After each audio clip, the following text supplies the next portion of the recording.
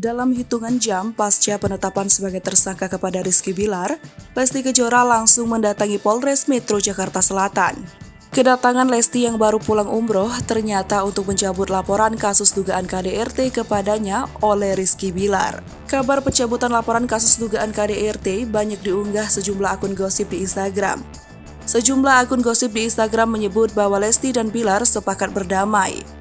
Sontak saja, kabar soal pencabutan laporan itu membuat publik geram dan berikan komentar nyinyir.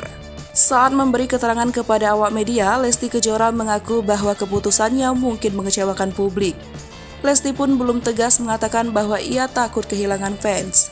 Video Lesti menjawab awak media ini menjadi viral di media sosial.